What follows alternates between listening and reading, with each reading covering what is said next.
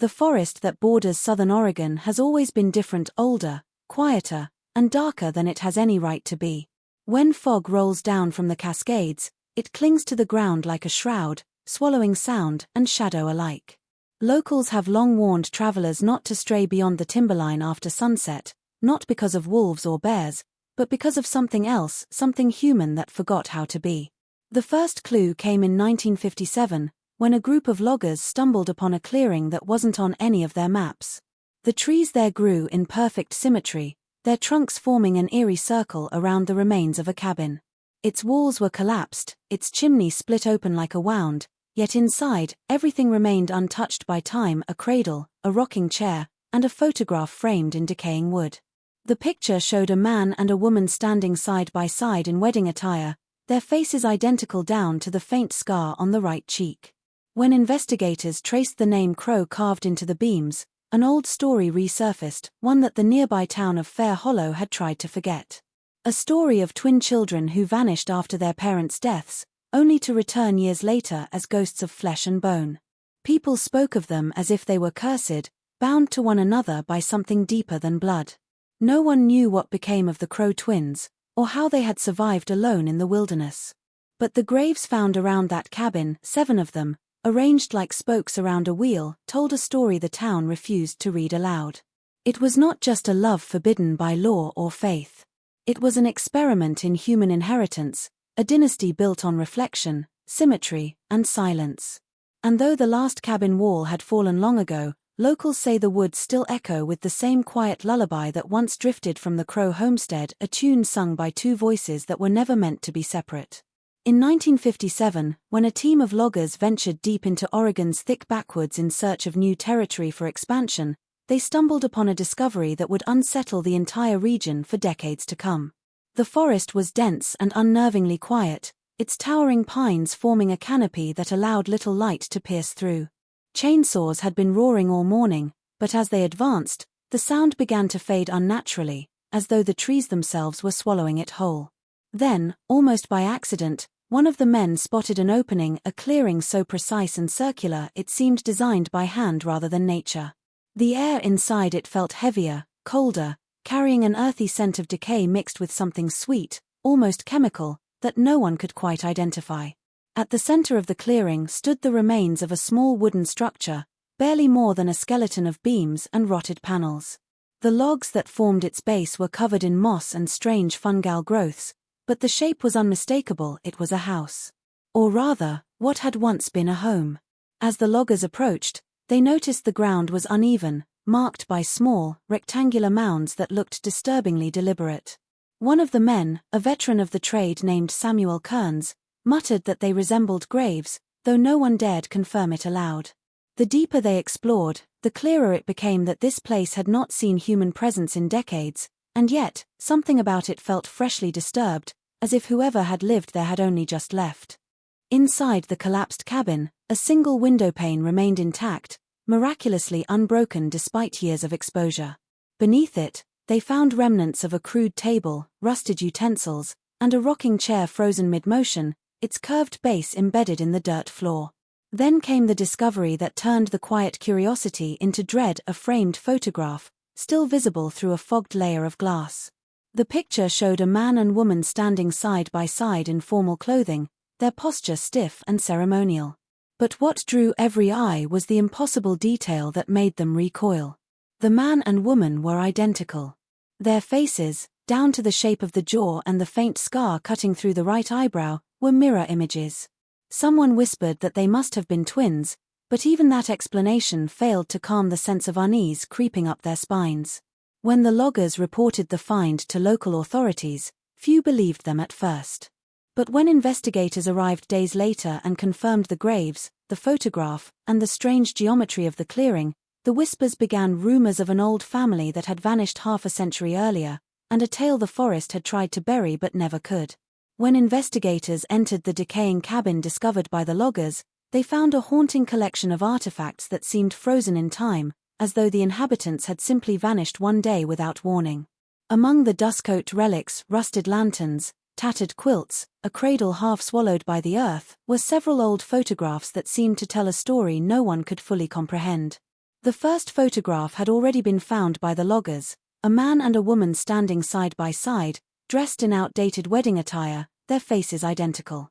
But deeper within a warped wooden chest, wrapped in oilcloth and bound with twine, lay more images, dozens of them, each more disturbing than the last. The photographs had been taken over the course of years, judging by the progression of age in the faces that stared out from them. In every one, the same two people appeared, sometimes younger, sometimes older, but always together. Their expressions were never joyful, never relaxed. Instead, they maintained an eerie solemnity, like two figures posing for a ritual rather than a portrait. One image showed the pair standing before a crude altar built from stacked stones, a cross carved from tree branches hovering between them. Another captured them seated on the cabin's porch, surrounded by several children who shared the same pallid complexion and unnervingly similar facial features, as if molded from a single design. The deeper the investigators examined these images, the clearer it became that this was no ordinary family. The photographs had been carefully arranged, labeled with dates scrawled in fading ink, stretching from 1903 to 1919.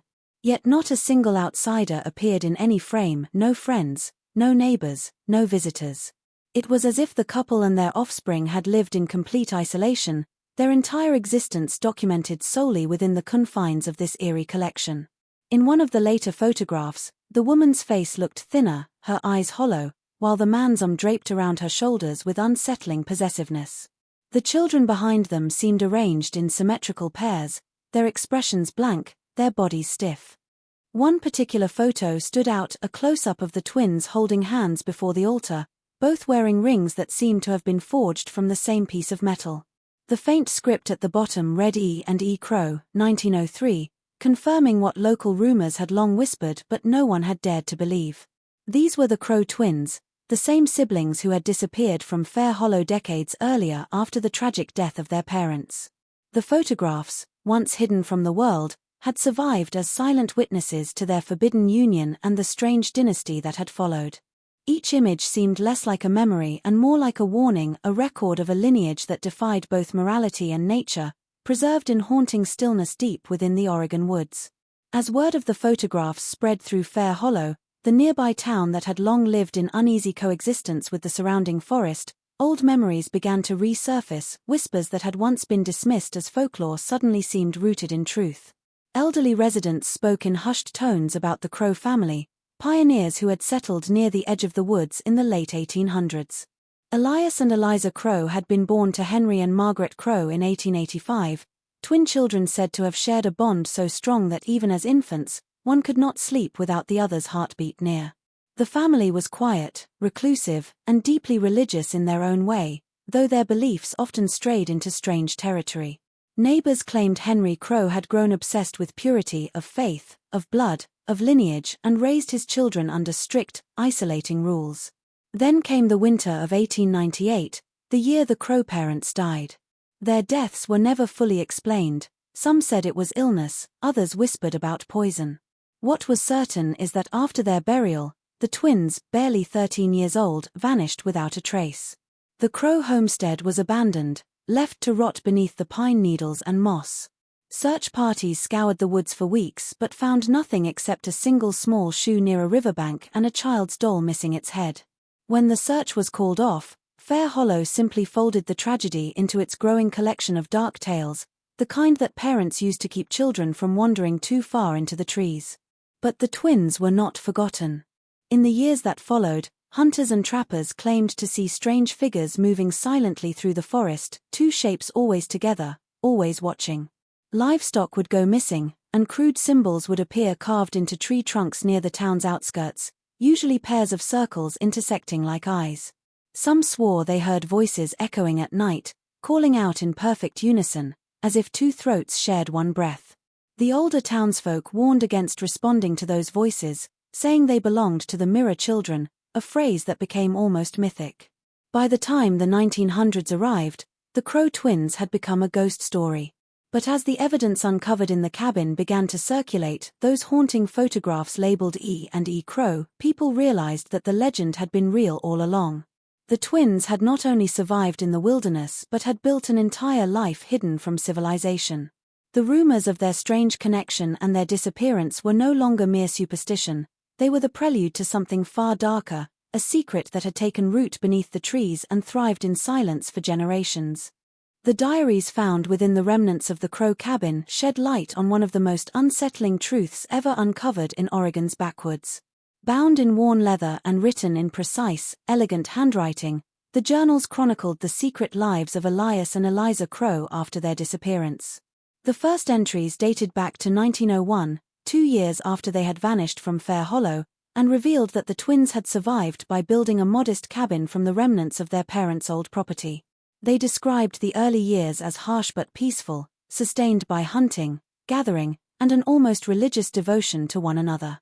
It was clear from the tone of their words that isolation had transformed them. What began as familial dependence gradually deepened into something far more consuming. Elias's entries grew increasingly introspective, describing his twin sister not just as a sibling but as the other half of my being.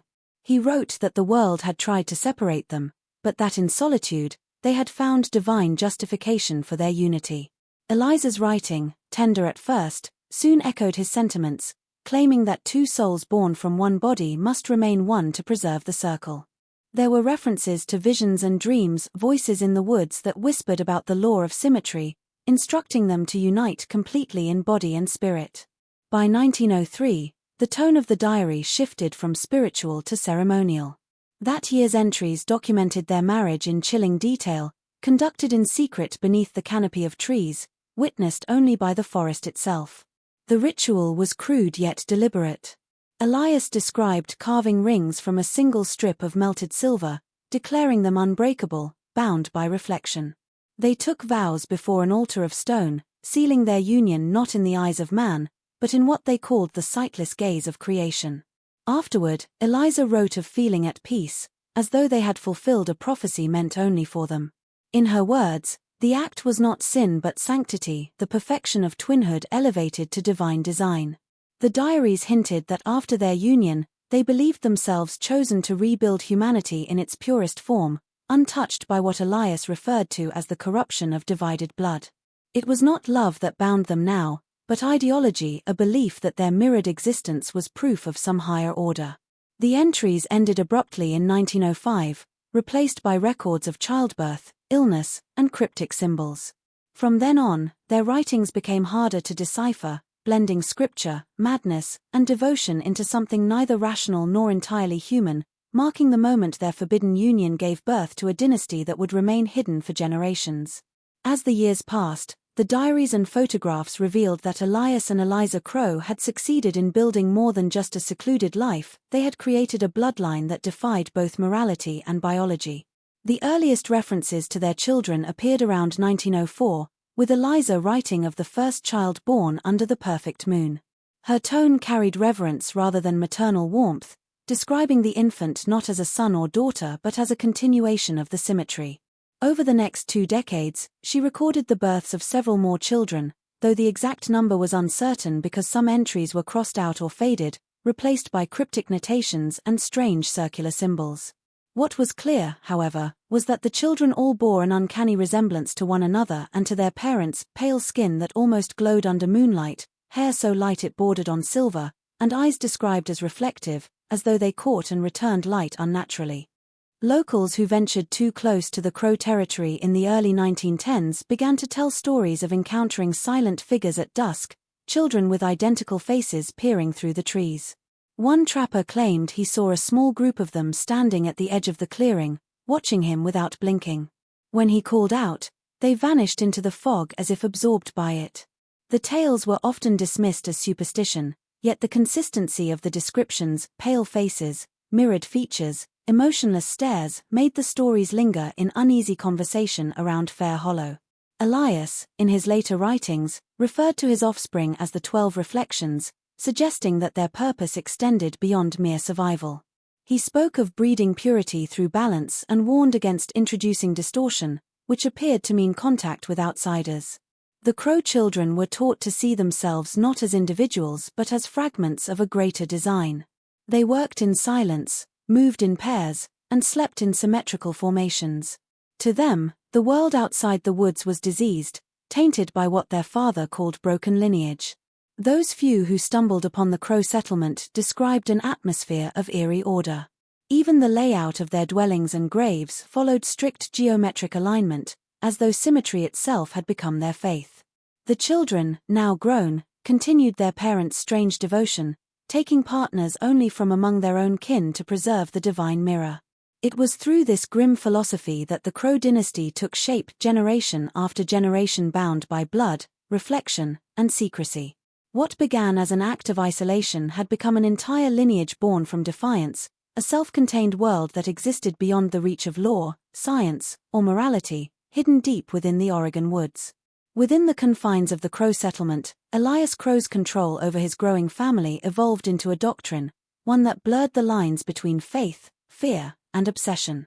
He ruled not as a father but as a prophet, enforcing his own twisted scripture built upon the belief that their bloodline was sacred.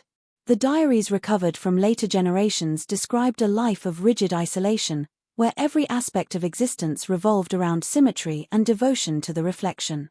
Elias declared that leaving the forest would mean contamination, that the outside world carried a sickness of impurity that would destroy their divine balance.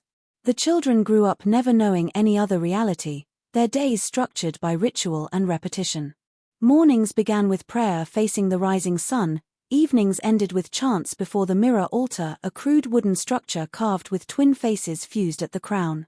Elias's influence was absolute. He spoke to his children in sermons, his voice low and rhythmic, convincing them that they were chosen to maintain the perfection of creation. His laws were unbreakable. No one was to speak to outsiders, no one was to travel beyond the circle of marked trees, and no one was to question the blood. Those who disobeyed vanished without explanation, their names scratched out from family records. Over time, even Eliza's presence in the diaries diminished, as if her will had been consumed by Elias's authority. The later entries, likely written by one of the older children, hinted that their mother had grown frail and quiet, often confined to her room while Elias preached to the family from the clearing. The children were raised in pairs, each assigned a reflection partner they were expected to mirror in all things, movement, behavior, even speech. Punishments for breaking symmetry were severe. Some writings mention children being made to stand for hours before mirrors until they wept or fainted. Meals were taken in silence, each plate identical in portion and arrangement. Every action was meant to honor balance, to reinforce the illusion that the family existed as a single organism rather than individuals. As the years went on, the Crow compound became more like a cult than a household. The forest itself became their sanctuary and their prison. Outsiders who came too close sometimes heard rhythmic chanting echoing between the trees, the same words repeated in perfect unison by multiple voices. What Elias called the preservation of divine symmetry had turned into generational indoctrination, ensuring that his descendants would never see the forest as a cage but as a sacred boundary separating them from the chaos of the outside world. It was through this obsessive isolation that the Crow dynasty endured, bound not by love or choice, but by the iron will of a man who believed perfection required the sacrifice of humanity. As the Crow family withdrew deeper into their self-made world, strange and unnerving events began to ripple through the nearby region.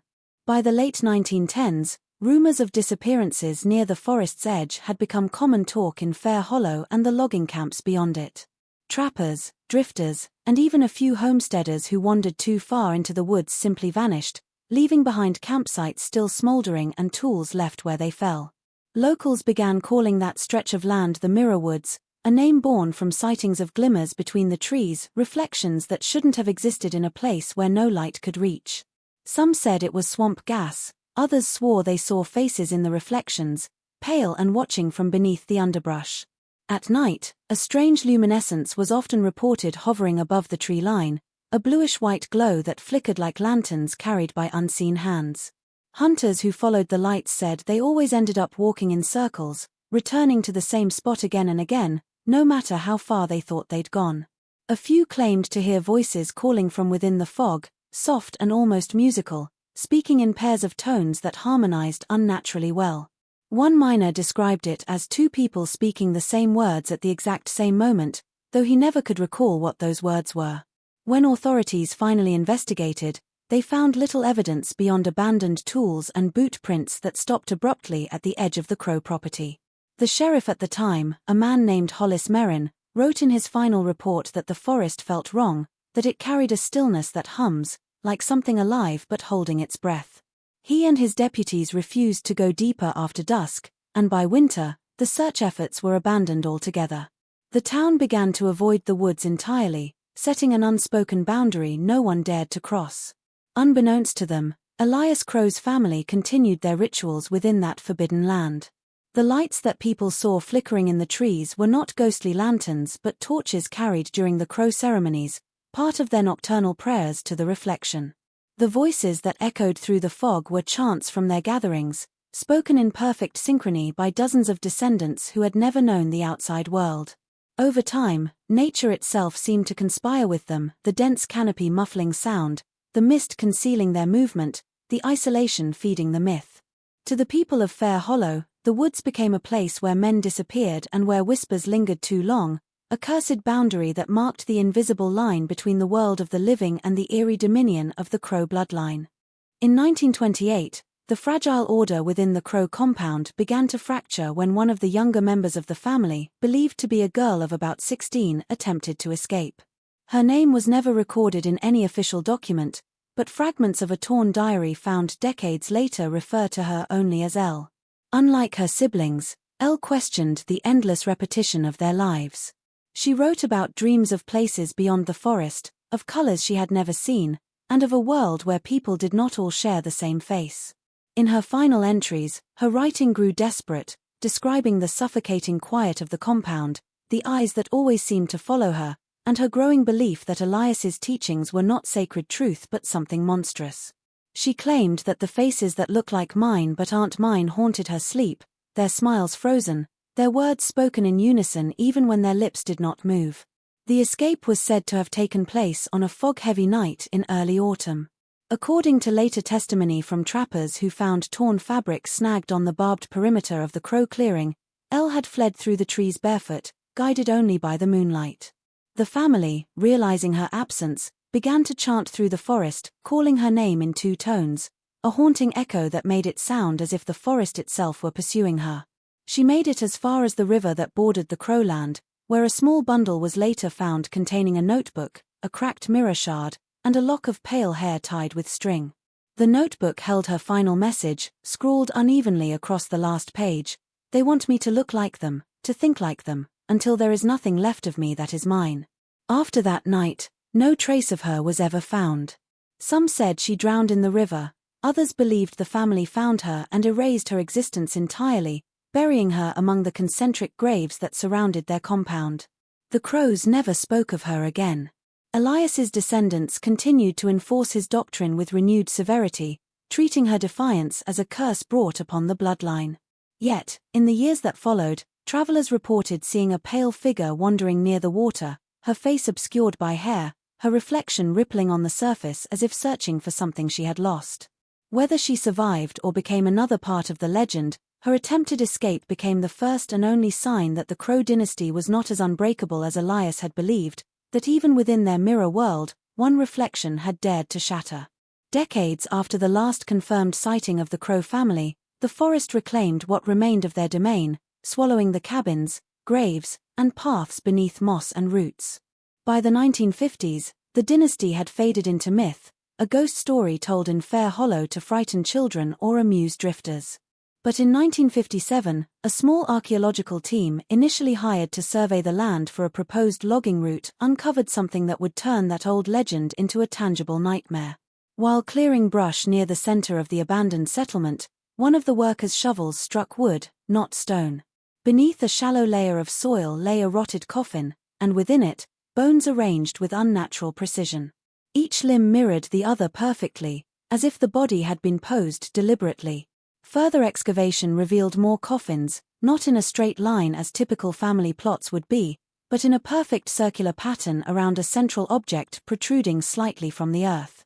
When the team unearthed the center, they discovered a massive totem-like structure carved from a single trunk of blackened pine.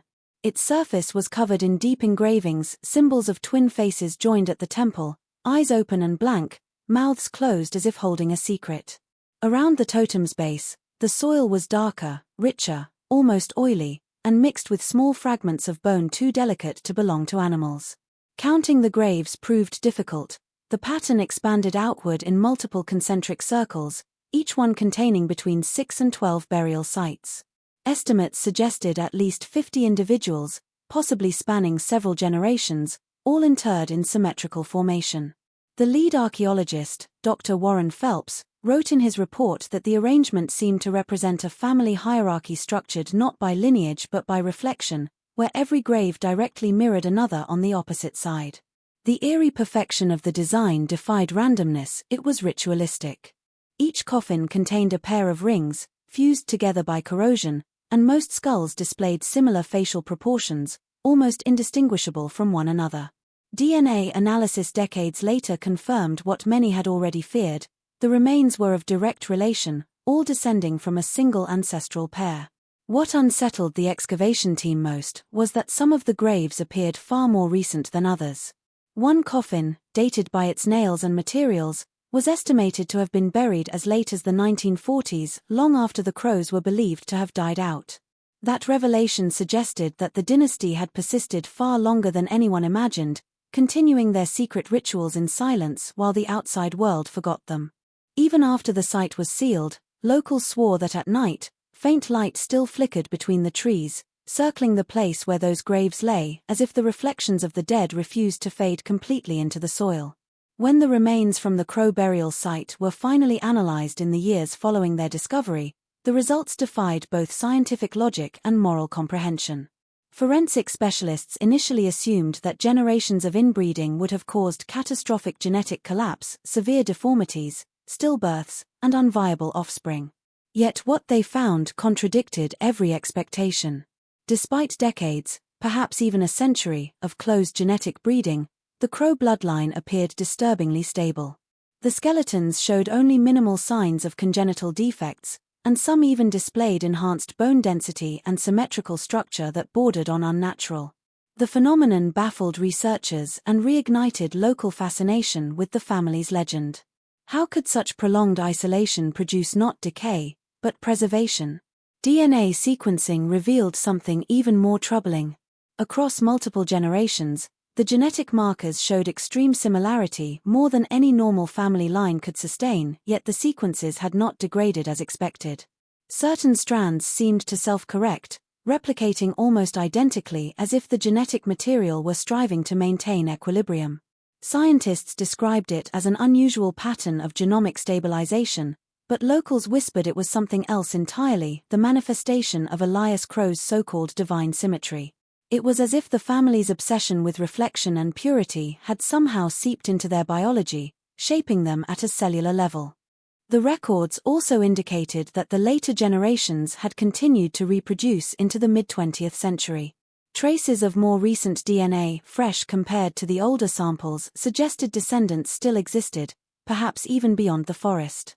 When investigators cross-referenced regional birth records, they found inexplicable anomalies.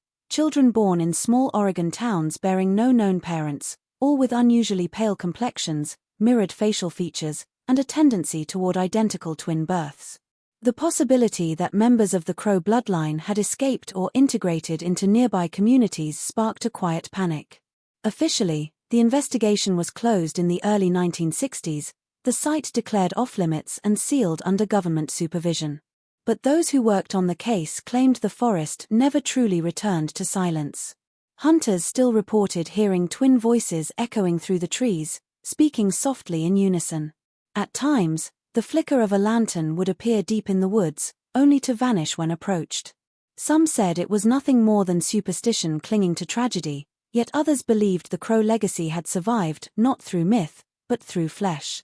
The dynasty that began in secrecy had not ended with the graves. It had simply scattered, its reflections now walking unnoticed among the living, carrying with them the same unnerving perfection that had once been worshipped in the shadows of the Oregon woods.